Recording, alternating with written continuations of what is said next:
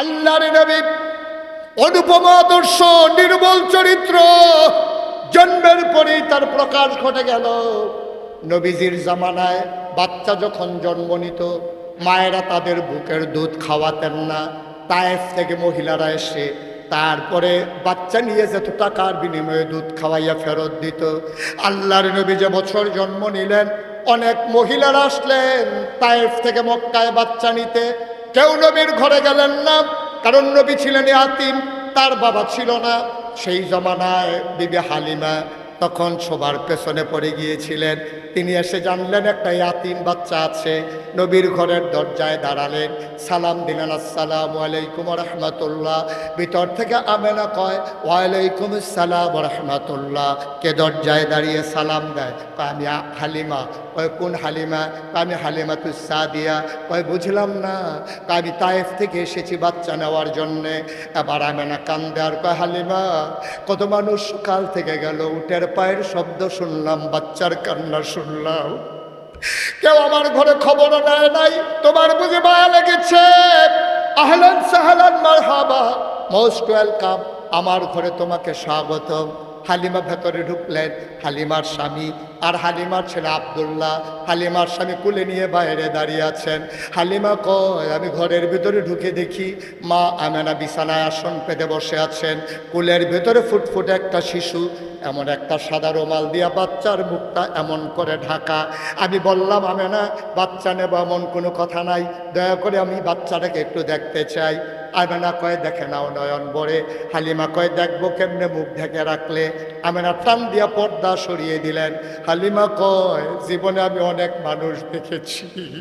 মুসলমান ১৫০০ বছর আগে দারুন নাদওয়ায় সিদ্ধান্ত হয়েছে, তৎকালীন সংসদ দারুন নাদওয়া, আবু জেহেল, আবুল আহাব, উতবা, সাইবা, মুগিরা সবাই মিলে সিদ্ধান্ত নিল, মুহাম্মদের কাছে যেই কোরআন নাজিল হলো, আমরা কেউ কোরআন শুনব না। আজ পর্যন্ত দেখেছি যারাই কোরআন শুনে তারাই তার দলভুক্ত হয়ে যায়। সিদ্ধান্ত হলো আজকের পর থেকে কেউ যেন আর না যায়। রাতের বেলা উনি শেষ রাতে উঠে ঠান্ডা পানি দিয়ে উজু করে তাহাজ্জুদে দাঁড়িয়ে গেলেন। আমার নবী সুললিত কণ্ঠে কোরআন তেলাওয়াত করেন। সবাই মনে করেছে কেউ যায়নি, কিন্তু কোরআনের আকর্ষণ কাউকে আটকে রাখতে পারেনি। সুবহি সাদেক হয়ে গেল, নবীর তেলাওয়াত বন্ধ হয়ে গেল। সূর্য যখন পূর্ব আকাশে উদয় হলো, আলো তখনও পরিপূর্ণভাবে ফুটে ওঠেনি। বাড়িতে যাওয়ার পথে একজন আর একজনের সাথে হোঁচট খেল। দেখা গেল যে কাফেরারা সিদ্ধান্ত করেছে সবাই মিলে তেলাওয়াত শোনার জন্য নবীর ঘরের কিনারে ছুটে গেছে। তাইলে সকল নবী এবং রাসূল মিলে যা, আমার নবীজি একাই। সুবহানাল্লাহ বলবেন না? একটা জিনিস আমার নবীর জীবনে নাই যেটা অন্য নবীকে দেয়া হয়েছে, আমার নবীকে দেয় না। নবী ছিলেন ইউসুফ, যেমন সুলাইমান নবী, ওনাকে রাজত্ব দিয়েছেন। তারপরে মূসা নবী, উনি ছিলেন জালালি মেজাজ। ঈসা নবী, ওনার ছিল জামালি মেজাজ। এখন আপনি যদি বলেন যে নবীর মাঝে সমন্বয় ঘটলো কেমনে, একজন গরম আর একজন নরম। নবী হলেন জালালি এবং জামালি দুইটারই সমন্বয়। তিনি যেখানে গরম হওয়া দরকার গরম, যেখানে নরম হওয়া দরকার নরম। রুহামাউ বাইনাহুম আশিদ্দাউ আলাল কুফফার, যখন পরস্পর একত্রিত হয় কলজা কেটে মানুষের জন্য বিলিয়ে দেয়। আবার যখন যুদ্ধের ময়দানে, ওই অসম যুদ্ধে যখন কাফেরদের সামনে দাঁড়িয়ে যায়, আল্লাহ রসুল বজ্র কঠিন হয়ে সেদিন কাফেরের বিরুদ্ধে হয়ে যায়। আশিদ্দাউ আলাল কুফফার, বজ্র কঠিন আমার নবীজি বলেন সুবহানাল্লাহ। সুতরাং আমার নবীর মাঝে সকল কিছুর সমন্বয়। আল্লাহ তাবারক ওয়া তাআলা, আপনি খুলুক এই নবীর ব্যাপারে আজকের যে বিষয়, আমরা যে নবীর উত্তম চরিত্র, নবীর জীবন আদর্শ, যে নবীর চরিত্রের যে মানে মানুষের সকল ক্ষেত্রে পরিপূর্ণতা, আমরা কিঞ্চিত যতটুকুন সম্ভব আমরা আলোচনা করবো ইনশাআল্লাহ। ওয়া মা তাওফীকি ইল্লা, সময় একেবারেই কম। আমরা মূল কথা যেটা, এটা হচ্ছে খুলক, এটা যেটা মানুষের চরিত্র, এটা 3 ভাগে বিভক্ত। একটা হলো হাসান, একটা হলো কারিম, আরেকটা হলো আজিম। 3টা চরিত্র। এখন আপনি যদি বলেন হাসান কারে কয়, হাসান হলো আপনি আমাকে গালি দিয়েছেন, আমি আবার ঠিক হুবহু ওই গালিটা দিয়েছি, এটাকে বলে হাসান। আমি অতিরিক্ত করি না, আপনি যা বলেছেন তার বিনিময়ে আপনি তাই পেয়েছেন, এটাকে বলে হাসান। আবার আসেন কারিম কারে কয়, আপনি একজনকে গালাগালি করছেন, উনি আপনার গালির জবাবও দিচ্ছে না, গালিও দিচ্ছে না, এটাকে বলে কারিম। তাইলে গেল হাসান, মানে কথার বদলে কথা, এটা হলো হাসান। কারিম হলো কথার বদলে চুপ থাকা। আর আজিম হচ্ছে কথার বদলে আপনি টিটকারি মেরেছেন, মস্কারা করেছেন, কথার বদলে কথা তো নাই, সেই কথা বলেছেন, আল্লাহ তাবারক ওয়া তাআলার কাছে তার কল্যাণ কামনা করে দোয়া করা। বলেন সুবহানাল্লাহ। আপনার কাছে গালি দিল, আপনি বিনিময়ও দিলেন না, চুপও থাকলেন না, বরঞ্চ উল্টা তার জন্য দোয়া করলেন যে আল্লাহ, এ মানুষটা বুঝে নাই, আমাকে গালি দিয়ে ফেলেছে, তুমি তাকে সঠিক বুঝ দাও। কোরআনুল কারীমে এই ব্যাপারে আল্লাহ ওয়াজ করে দিয়েছেন। সবাই পড়ুন। আউযু বিল্লাহি মিনাশ শাইতানির রাজীম। বিসমিল্লাহির রাহমানির রহিম। فبما رحمة من الله لنت لهم ولو كنت فظا غليظ القلب لانفضوا من حولك فاعف عنهم واستغفر لهم وشاورهم في الأمر فإذا عزمت فتوكل على الله إن الله ইউহিব্বুল মুতাওয়াক্কিলিন। আমার আল্লাহ রাব্বুল আলামিন এই নবীকে উদ্দেশ্য করে বলেন, ফাবিমা রাহমাতিন মিনাল্লাহ, ও নবী আপনি শুনুন, অতঃপর ওনার সাথে যেই রহমতটা দেওয়া হয়েছে, উনি যে রাহমাতুল লিল আলামিন, যেই রহমত দিয়ে ওনাকে রাহমাতুল লিল আলামিন করা হলো, যে আপনাকে যে আল্লাহর পক্ষ থেকে যে রহমত দেওয়া হয়েছে, মিনাল্লাহ আল্লাহর পক্ষ থেকে, লিনতা লাহুম আপনার মনটাকে সবার জন্যে আমার আল্লাহ তাবারক ওয়া তাআলা নরম করে বানিয়েছেন। বলেন সুবহানাল্লাহ। নবীর মনটা নরম। মুফাসসিরিনে কেরাম ওই যে লিনতা লাহুম তাদের জন্য নরম। তারা কারা? আল্লাহ তাবারক ওয়া তাআলা এটা সুন্দর করে জানিয়ে দিয়েছেন। নবীর মনটা কাদের জন্য নরম? আমরা 5 ওয়াক্ত নামাজে প্রতি রাকাতে আমরা শুরুতে কি পড়ি? আলহামদুলিল্লাহি রাব্বিল আলামিন। সমস্ত প্রশংসা কেবলমাত্র শুধুমাত্র একমাত্র আল্লাহ রাব্বুল আলামিনের জন্য, যিনি সমস্ত জগৎ সমূহের রব। এটা হলেন আল্লাহ, সমস্ত জগৎ সমূহের যিনি রব। এখন যিনি রহমাতুল লিল আলামিন তিনি কি? আল্লাহ তাবারক ওয়া তাআলা সুন্দর করে জানিয়ে দিলেন, ও দুনিয়ার মানুষ, তোমরা জেনেছ আমি আল্লাহ হলাম রব্বুল আলামিন। এখন আমার নবীর সম্পর্কে তোমরা ধারণা নিয়ে যাও। আবার সবাই আমরা পড়ি, ওয়ামা আরসালনাকা ইল্লা রাহমাতাল লিল আলামিন। আয়াতটার ভিতরে এত মজা, আপনি যদি গভীর মনোযোগের সাথে দুনিয়ার খেয়াল ছেড়ে দিয়ে একটা মুহূর্তের জন্য চুপটি করে বসে আপন মনে একেবারে গভীর খেয়ালে আপনি পড়েন, আপনার চোখ দিয়ে অঝরে এমনিতেই পানি ঝরতে থাকবে। আমরা সবাই আবারও পড়ি, ওয়ামা আরসালনাকা ইল্লা রাহমাতাল লিল আলামিন। ও দুনিয়ার মানুষ, যত জায়গায় আমি আল্লাহ রব, ঠিক তত জায়গায় আমার নবীজি রহমত।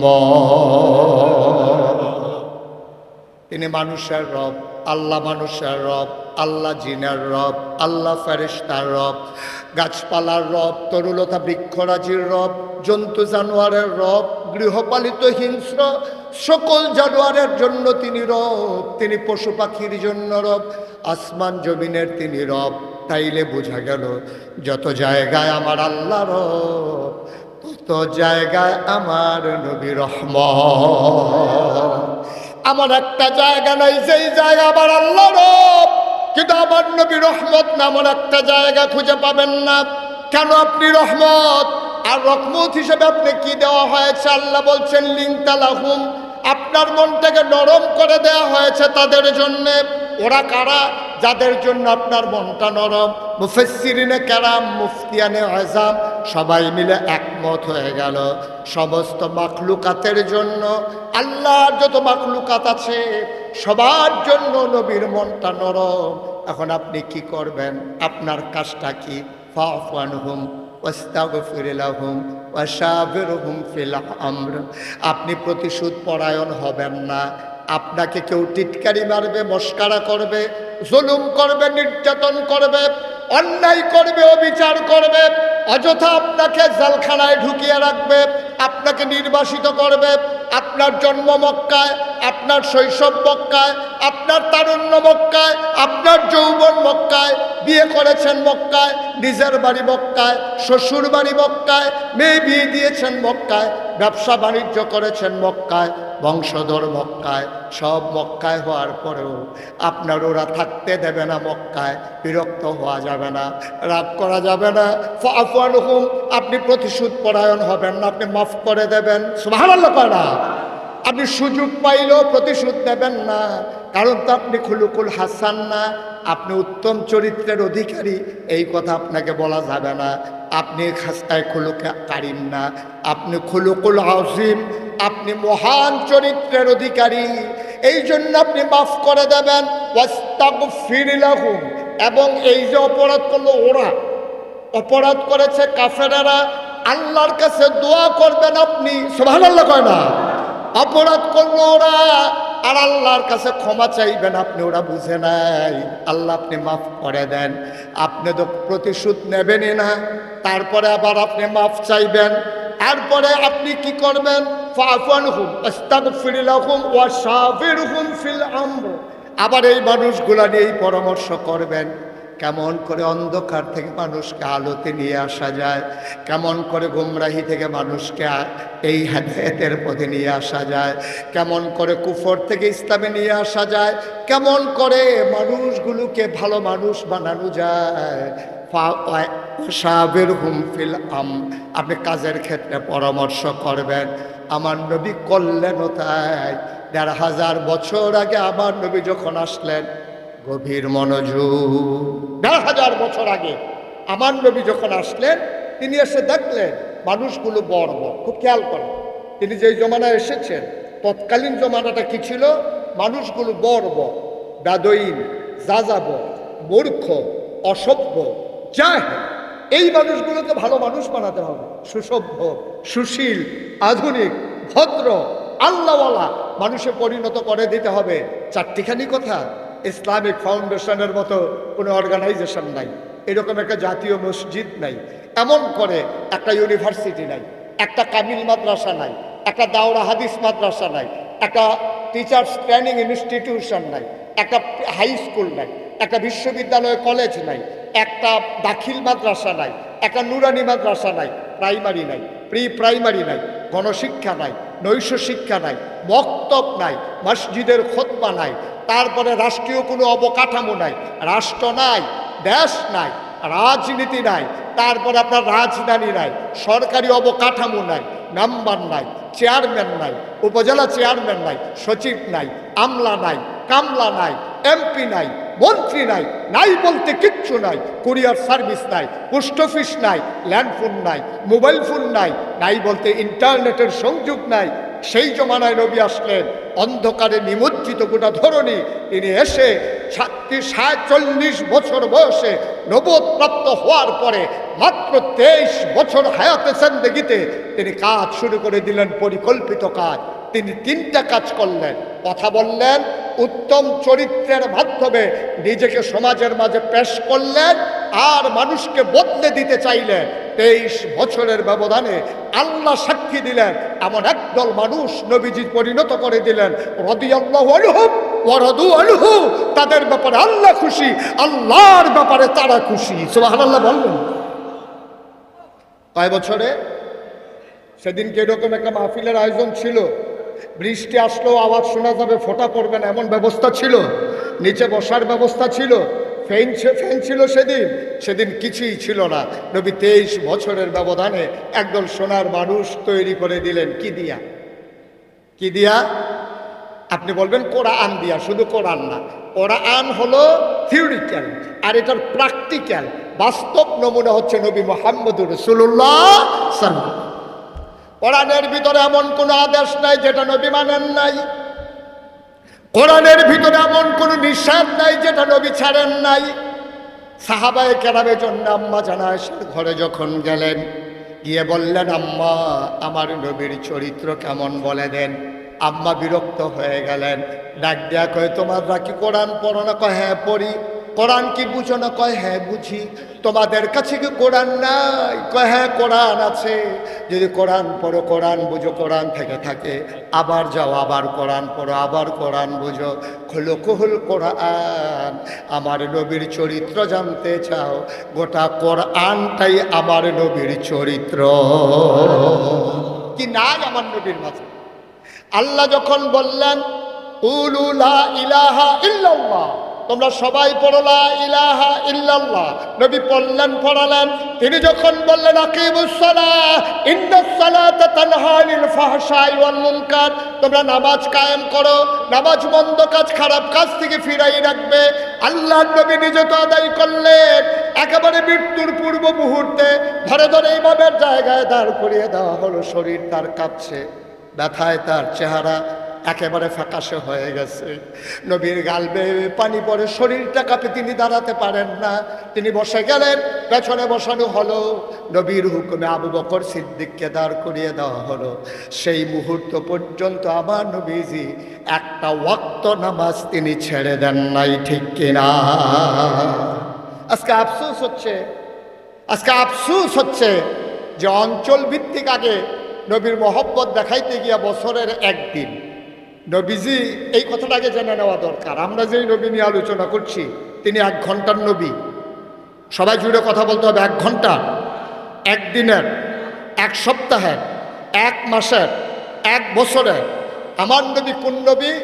মানুষের জন্ম থেকে মৃত্যু, রান্নাঘর থেকে সংসদ ভবন, সকাল থেকে সন্ধ্যা, ঘুম থেকে উঠা ঘুমাইতে যাওয়া, দিনের 24 ঘন্টা, সপ্তাহের 7 দিন, মাসের 30 দিন, বছরের 12 মাস, জীবনের শুরু থেকে সন্ধ্যা, অর্থাৎ জীবনের শুরু থেকে জীবন সায়ান্ন, ওয়ামাহইয়া ওয়ামামাতি, সব জায়গায় সকল ক্ষেত্রে আমার নবী ব্যক্তি জীবন, পারিবারিক জীবন, সমাজ জীবন, রাষ্ট্রীয় জীবন, রাজনৈতিক জীবন, ইন্টারন্যাশনাল রিলেশন, এমন কোনো জায়গা নাই আমার নবী যেখানে আদর্শ হন নাই, ঠিক কিনা বলেন? আপনি একটা জায়গা দেখেন যে এই জায়গাটাতে আমার নবী বোধহয় আদর্শ না। আমি তো প্রায় বলি, আপনি কি একজন ভালো স্বামী হতে চান? আপনার স্ত্রী যেন ঘুরে ঘুরে বলে যে আমার স্বামীর মতো মানুষ হয় না।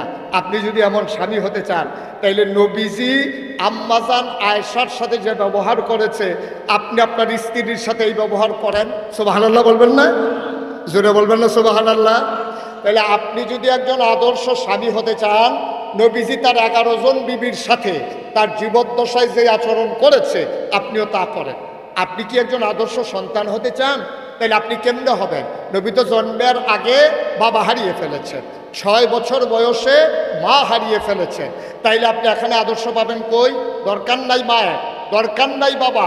তিনি দুধ মা হালিমাকে নবুয়ত প্রাপ্ত হওয়ার পরেও পেয়েছেন। তার জন্ম দেওয়া মা না, পেটে ধরা মা না, শুধু দুধ পান করিয়েছেন টাকার বিনিময়ে। ওই হালিমার সাথে আমার নবী যে আচরণ করেছেন, আপনার জন্ম দেওয়া মায়ের সাথে সেই আচরণ করেন, আপনি জগতের সেরা সন্তান হবেন, ঠিক কিনা বলেন? তাহলে আবার খেয়াল করে দেখেন, আপনি আদর্শ স্বামী হতে চাইলে যেতে হবে আমার নবীর কাছে, আপনি আদর্শ সন্তান হতে চাইলে যেতে হবে আমার নবীর কাছে। আবার বলেন, আপনি কি আদর্শ বাবা হতে চান, যেন আপনার সন্তান বলে আমার বাবা পৃথিবীর সেরা বাবা? এই বাবা কি আপনি হতে চান? তাইলে নবীজি ওই যে ফাতেমার সাথে যেই ব্যবহার করেছেন, আপনি আপনার মেয়ের সাথে, আপনার ছেলের সাথে এই আচরণ করেন, আপনি হবেন জগতের সেরা বাবা। আপনি কি সেরা দাদা হতে চান? আপনি কি সেরা নানা হতে চান? তাইলে যারা বয়স্ক সেরা দাদা হতে চান, সেরা নানা হতে চান, তাহলে ইমাম হাসান হুসাইনের সাথে আমার নবীজি যেই রকম ব্যবহার করেছেন, আপনি আপনার নাতির সাথে, আপনি আপনার নাতির সাথে ওই নবীজি হাসান হুসাইনের সাথে যেই ব্যবহার করেছেন আপনি করেন, আপনি হয়ে যাবেন জগতের সেরা নানা। সুবহানাল্লাহ বলবেন না? আপনি যদি মনে করেন আমি সেরা রাষ্ট্রপতি হতে চাই, ১,৫০০ বছর আগে ৫৩ বছর বয়সে নবী মক্কা ছেড়ে যখন মদিনায় হিজরত করলেন, সেই মদিনার জনপদের বিশাল জনগোষ্ঠী, নানা বর্ণের, নানা ধর্মের, নানা গোত্রের, যাদের এই মানুষগুলোকে একত্রিত করলেন। তিনি ডেকে বললেন, তোমরা কেউ ইহুদি, তোমরা কেউ খ্রিস্টান, কেউ পৌত্তলিক, কেউ তোমরা মূর্তি পূজারী, সব আমরা এই মদিনা ভূখণ্ডের মানুষ। তোমরা আমাকে নিয়ে এসেছো, আনার আগে ওয়াদা করেছিলে যে আমাকে তোমরা ওই রকম দেখবে, তোমার সন্তানকে তুমি যেমন করে চেয়ে রাখো, তোমার সম্পদ তুমি যেমনি আগলে রাখো, আমাকেও তোমরা এমন করে আগলে রাখবে।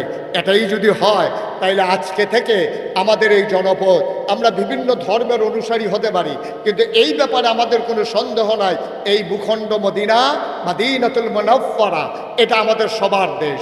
সুতরাং এই দেশে যদি কোনো সময় আক্রান্ত হয়, কেউ যদি এখানে আমাদের দিকে চোখ তুলে তাকায়, আমরা দল, মত, বর্ণ, গোত্র, ধর্ম নির্বিশেষে আমরা সবাই মিলে ঐক্যবদ্ধ হয়ে যাব, যেটাকে মদিনার সনদ বলা হয়। আমরা শুনেছি আমাদের দেশে এমন করে বিগত সরকারের আমলে বারবার বলা হতো মদিনার সনদের আদলে বাংলাদেশকে চালানো হবে, কিন্তু মদিনার সনদ কারে কয়? সেইখানে যে রাষ্ট্রপ্রধান মহিলা হওয়ার সুযোগ নাই, এইটাও তো উনি বুঝেন নাই, ঠিক কিনা কন? কারণ যিনি রাষ্ট্রপতি হবেন, যিনি রাষ্ট্রের প্রধান হবেন, তিনি কিন্তু রাষ্ট্রীয় মসজিদ, এটা কিন্তু আঞ্চলিক কোনো মাহফিল না। আপনি এসে, আমি কুমিল্লার থেকে এসে কুমিল্লার ওয়াজ করলে এখানে হবে না, এটা জাতীয় মসজিদ, আলোচনা হবে জাতীয়। এখানে ফরু মাসালা নিয়ে কথা বলার কোনো সুযোগ নাই, আপনার মন মতো কথা বলার সুযোগ নাই। ওলামায়ে কেরাম যেখানে ইজমা হয়ে গেছে, যেখানে ঐক্যবদ্ধতা পোষণ করেছে, ১,৫০০ বছর ধরে যেই মাসালাগুলোর ব্যাপারে কারো কোনো দ্বিমত নাই, সেই ফান্ডামেন্টাল সিদ্ধান্তগুলোর ব্যাপারে আমরা অনর অবিচল আস্থা নিয়ে দাঁড়িয়ে থাকব। ফরু মাসালা নিয়ে দ্বন্দ্ব ছিল, দ্বন্দ্ব আছে, দ্বন্দ্ব থাকবে, তা নিরসন করা ইসলামিক ফাউন্ডেশনের দায়িত্ব নয়, ঠিক কিনা বলেন? অঞ্চল ভেদে এখন মাসালা আবিষ্কার হয়। হুজুরে জিজ্ঞেস করছে, হুজুর বিড়ি খাওয়া কি? মাহফিলের ভিতরে হুজুরে জিজ্ঞেস, হুজুর বিড়ি খাইলা, বিড়ি খাওয়াটা এটা শরীয়তের দৃষ্টিতে কি হয়? এটা কি সিলেটের কথা বলবো না চিটাগাঙ্গের কথা বলবো? মানে বিড়ি খাওয়া এক এক এলাকায় এক এক রকম। সিলেটের তারা এমনভাবে মাসালা একরকম, চিটাগাঙ্গের জন্য মাসালা আরেক রকম। তাহলে মানি কি? মানি হচ্ছে অনেক এলাকায় দেখেছে আলেম ওলামাও বিড়ি খায়, এটার উপরে ভিত্তি করে বিড়ির মশলা দেওয়া যাবে না। সুতরাং আমাদেরকে মনে রাখতে হবে, আমরা যখন মুসলমান হিসেবে নিজেকে পরিচয় দিয়েছি, ইন্নানি মিনাল মুসলিমিন, আমার আসল পরিচয় আমি পীর সাহেব না, আমি এখানকার কোনো পরিচালক না, আমি ভুইয়া চৌধুরী, সরকার, খনকার, পেশকার, স্বর্ণকার, দফাদার, চকিদার, কন্ট্রাক্টর, দোকানদার, এগুলো আমার আসল পরিচয় নয়। আমার আসল পরিচয় মন্ত্রী, এমপি, আমলা, কামলা, এগুলো নয়। আমার আসল পরিচয় ইন্নানি মিনাল মুসলিমিন, আমি মুসলমান, ঠিক কিনা বলেন? সুতরাং সব পরিচয় থেকে থাক, পরে থাক, আমি মুসলমান। সেই হিসাবে আমার দায়িত্বটা হচ্ছে আমার একজন উসওয়াতুন হাসানা লাগবে। আমাকে যদি আমি যদি ঢাকাতে কোনো একটা বোতল বানানোর কোম্পানি, এই যে বোতল বানায় পানির বোতল, তাদেরকে গিয়ে বললাম, ভাই আমার একটা বোতল বানাই দেন, তো ওরা যদি আমার জিজ্ঞেস করে কি মাম পানির বোতল না ফ্রেশ পানির বোতল না কিনলে, স্বাভাবিক, বোতলটা তো এক একটা এক এক রকম। ফ্রেশের বোতলের সাথে মাম পানির বোতল মিলে না, মাম পানির বোতলের সাথে কিনলের বোতল মিলে না, কিনলের ভিতর সাথে অ্যাকুয়াফিনার বোতল মিলে না, অ্যাকুয়াফিনার সাথে জীবন পানির বোতল মিলে না। তা আমি যদি গিয়া বলি আমার একটা বোতল বানাই দেন, তো সে সাথে সাথে আমার জিজ্ঞেস করবে, ভাই আপনি যে বোতল বানাইতে চান কোন পানির বোতল? আমি তাইলে ওই নমুনায় বানাই দেবো, আমার কাছে নমুনা কপি আছে। এখন আমরা যখন বললাম আল্লাহ আমরা সেরা মানুষ হতে চাই, আমরা আশরাফুল মাখলুকাত হতে চাই, আমরা মনুষ্যত্বের বিকাশ ঘটিয়ে পশু প্রবৃত্তিকে দমন করে আমরা মনুষ্যত্বের বিকাশ ঘটাতে চাই, আমরা মানুষ হিসাবে আপনি যেমন বলেছেন আশরাফুল মাখলুকাত, আমি উজ্জ্বল দৃষ্টান্ত দিতে চাই। কেমন করে হব? আমি কেমন করে সেই সেরা মানুষ হতে পারবো? আল্লাহ তাবারক ওয়া তাআলা কি সুন্দর করে ১,৫০০ বছর আগে ওয়াজ করে দিলেন, লাকাদ কানা লাকুম ফি রাসূলিল্লাহি উসওয়াতুন হাসানা। তুমি একজন সোনার মানুষ হতে চাও, তোমার জন্য মডেল, তোমার জন্য উসওয়াতুন হাসানা, তোমার জন্য আইডল, তোমার জন্য আইকন, তোমার জন্য নমুনা, তিনি হচ্ছেন নবী মুহাম্মদুর রাসূলুল্লাহ সাল্লাল্লাহু আলাইহি ওয়াসাল্লাম। তাইলে মানব চরিত্রের যদি আপনি বিকাশ ঘটাতে চান, উত্তরণ ঘটাতে চান, পশু প্রবৃত্তিকে দমন করে মনুষ্যত্বের যদি বিকাশ ঘটাতে যান, যেতে হবে তার চরিত্রের কাছে। তিনি নবী মুহাম্মদুর রাসূলুল্লাহ সাল্লাল্লাহু আলাইহি ওয়াসাল্লাম। তিনি এই অন্ধকার জগতে এসে আলোতে ভরিয়ে দিলেন। ১৫০০ বছর আগে কোনো সুযোগ সুবিধা না থাকার পরে প্রতিকূল পরিবেশকে মারিয়ে মামলা হামলা জেল জুলুম নির্যাতনকে উপেক্ষা করে নিজের মাতৃভূমিকে ছেড়ে দিয়ে তিনি প্রমাণ করে দিলেন, দিনের উপরে অবিচল আস্থা নিয়ে দাঁড়িয়ে থাকতে গেলে মামলা হবে, হামলা হবে, জেল জুলুম নির্যাতন হবে, প্রয়োজনে জীবন দেওয়া যাবে, ঈমান দেওয়া যাবে না। রাজি আছো কিনা হাত তুলে দেখা।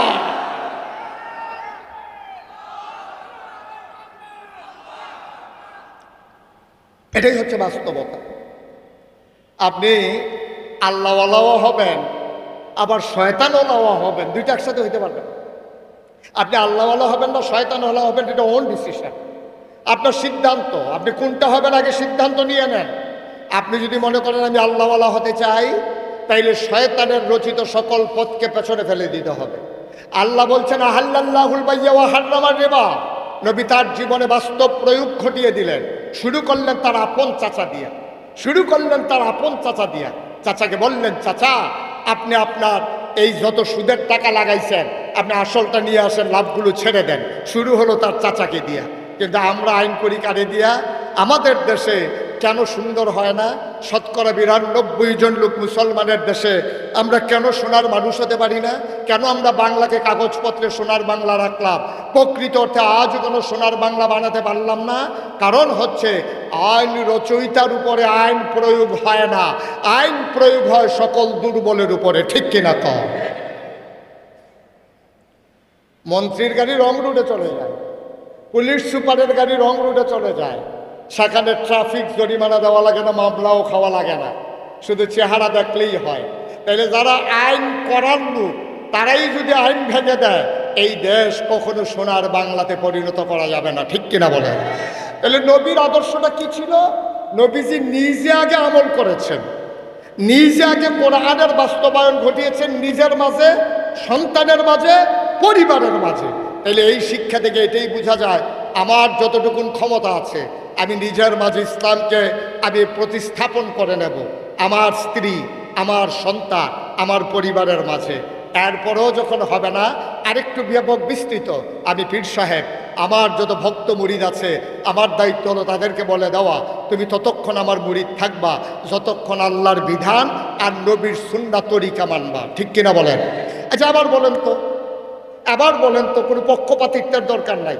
বাংলাদেশের সবগুলো পীর সাহেব, বাংলাদেশের সবগুলো ইমাম সাহেব, কেউ যখন মসজিদে নামাজ পড়তে যায় অথবা পীরের কাছে মুরিদ হইতে যায়, যাওয়ার সাথে সাথে যদি পীর সাহেব বলে দিত, বাবা নামাজ পড়ো, যে না পড়ি না, সুদের ব্যবসা করো, সামান্য কিছু আছে, তো বাবা আমি তো তোমারে মুরিদ করাবো না, সুদের ব্যবসায়ী বেনামাজি পর্দা করে, আমার সে মুরিদ হওয়ার যোগ্য না, আমি তাকে মুরিদ বানাবো না।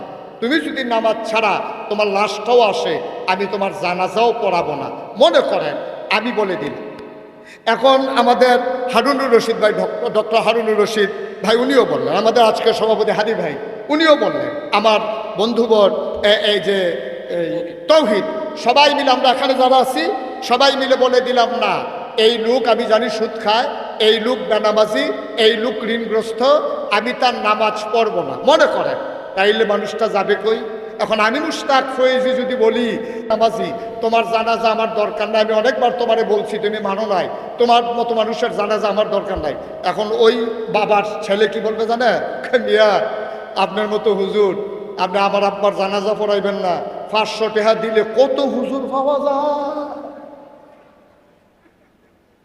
তা আমার ওয়াজ তো শেষ, আমার ওয়াজ মুখ থুপড়ে পড়েছে, থেমে গেছে। ভাইজান ১৫০০ বছর আগে আমার নবী যদি পারলেন, আমরা কেন পারলাম না? ১৭৫৭ সালের ২৩শে জুন পলাশীর আম্রকাননে নবাব সিরাজউদ্দৌলাকে পরাজিত করে ইংরেজ লাট বাহাদুরেরা ক্ষমতা দখল করেছে।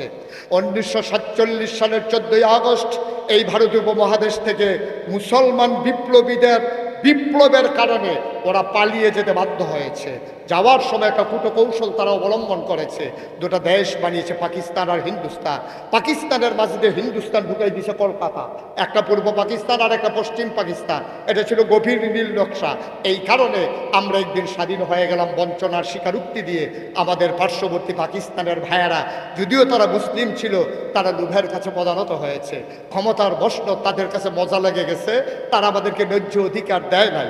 1971 সালে 26শে মার্চ এক মহান ঘোষণার মাধ্যমে বাংলার মুসলমান যার কাছে যা ছিল অসম যুদ্ধে ঝাঁপিয়ে পড়ল। দীর্ঘ 9 মাসের যুদ্ধের পরে হাজারো প্রাণের বিনিময়ে, মায়ের ইজ্জত আবরুর বিনিময়ে আমরা স্বাধীন সার্বভৌম একটা দেশ পেলাম। দেশের নাম, আফসোস হচ্ছে ব্রিটিশদের হাতে 200 বছর, পাকিস্তানির হাতে 23 বছর, আর 45 বছর আমার এই বাংলাদেশ স্বাধীন হয়েছে। 71 থেকে 2025 44 বছর পার হয়ে গেল। 45-এ পদার্পণ করলো। নবী সোনার মানুষ বানিয়েছিলেন কয় বছরে? হ্যাঁ, কথা কয় না, কয় বছরে? 23 বছরে। সচেতন শ্রোতা, কথাগুলো মজা আছে। কয় বছরে? 23 বছরে। 40-এ নবুয়ত, 53-তে হিজরত, আর 63 বছরে ইন্তেকাল। মাত্র 23 বছরে নবী যদি এত সোনার মানুষ বানাইতে পারলেন, গোটা পশ্চিমা বিশ্বের মনীষীরা এক বাক্যে রায় দিল, এমন মানুষ আর হয় না, এমন সমাজ আর হবে না। তিনি হচ্ছেন নবী মুহাম্মদুর রাসূলুল্লাহ। আমরা না, আমাদের নবী তো আমরা ভালো বলবোই। America, Britain, France, Germany, Sweden, Switzerland বড় বড় বিশ্ববিদ্যালয়ের গবেষকরা বলেছেন যে এই মানুষটার মতো মানুষ হয় না। তাইলে নবীজি মাত্র 23 বছরে যদি এই রকম সোনার মানুষ বানাইতে পারলো, 200 বছর ইংরেজ, 23 বছর পাকিস্তান, 44 বছর বাংলা, আমরা যে আজও সোনার মানুষ হতে পারলাম না? আজও নিজের অধিকার আমরা বুঝে নিতে পারলাম না? আজও খেটে খাওয়া মানুষের ঘাম শুকানোর টাকাগুলো ছিনতাইকারী চাঁদাবাজ ছিনতাই করে নিয়ে যায়। আজও স্বাভাবিক মৃত্যুর গ্যারান্টি নাই। আমার মেয়ে স্কুলে যেতে পারে না স্বাভাবিকভাবে, হেঁটে হেঁটে ছেলেতে রিপ্টিজিংয়ের কারণে। আমার যুবক স্বাভাবিক মৃত্যুর গ্যারান্টি নিয়ে ইউনিভার্সিটিতে যেতে পারে না। আমার ইমাম মিম্বারে দাঁড়িয়ে সত্য কথাগুলো বলতে পারে না। টিটকারি বস্কারা শুরু হয়ে যায়। কারণটা কি? কারণ হলো একটাই, নবী পেরেছিলেন 23 বছরে, আমরা পারলাম না 100 বছরে। কারণ হলো যারাই ক্ষমতায় যায় আঙ্গুল ফুলে কলা গাছ হয়ে যায়। সোনার বাংলা, দুধে ভাতে বাঙালি, মাছে ভাতে বাঙালি, নতুন বাংলা, নানান চমকদার আমাদেরকে স্লোগান শুনিয়ে ক্ষমতার মসনদে গিয়ে তাদের ভাগ্যের বদল হয়। চোর আর বাটপার ক্ষমতা দখল করে আমার অধিকার কেড়ে নেয়। ঠিক কিনা বলো? আজকে সময় এসেছে, আজকে সময় এসেছে, আজকে সিদ্ধান্ত নিতে হবে 24-এর সেই পটপরিবর্তনের পরে স্বাধীনভাবে মানুষ বাঁচতে চায়, কথা বলতে চায় প্রাণ খুলে। আমার মিম্বারগুলোকে যেমন করে দাবিয়ে রাখা হয়েছিল, স্বার্থের বিরুদ্ধে কথাগুলো ইমামের ইমামতি যেমন করে লুটতরাজ করা হতো, সেই দিন আর নাই। যেমন করে 24-এ স্লোগান দেওয়া হয়েছিল, কথায় কথায় বাংলা ছাড়, বাংলা কি তোর বাপ দাদা। আজকে নতুন স্লোগান হবে, কথায় কথায় মিম্বার ছাড়, মিম্বার কি তোর বাপ দাদা। ঠিক কিনা বলো?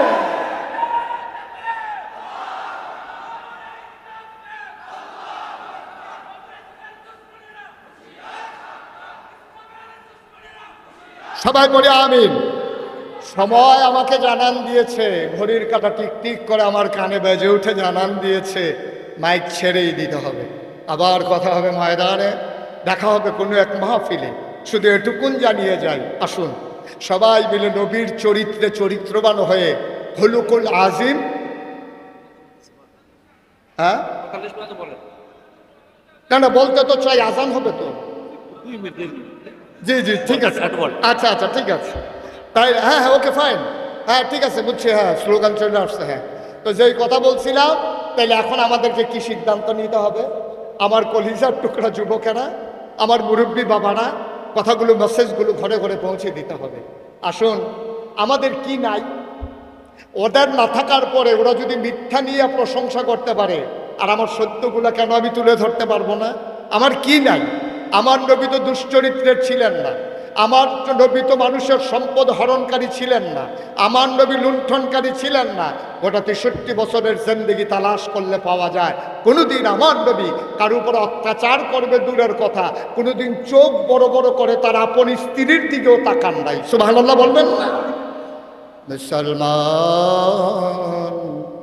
মন দিয়ে শুনো রে ভাই, আল্লাহর নবী অনুপম আদর্শ, নির্মল চরিত্র, জন্মের পরেই তার প্রকাশ ঘটে গেল। নবীজির জামানায় বাচ্চা যখন জন্ম নিত মায়েরা তাদের বুকের দুধ খাওয়াতেন না, তায়েফ থেকে মহিলারা এসে তারপরে বাচ্চা নিয়ে যেত, টাকার বিনিময়ে দুধ খাওয়াইয়া ফেরত দিত। আল্লাহর নবী যে বছর জন্ম নিলেন অনেক মহিলারা আসলেন তায়েফ থেকে মক্কায় বাচ্চা নিতে, কেউ নবীর ঘরে গেলেন না, কারণ নবী ছিলেন ইয়াতীম, তার বাবা ছিল না। সেই জমানায় বিবি হালিমা তখন সবার পেছনে পড়ে গিয়েছিলেন।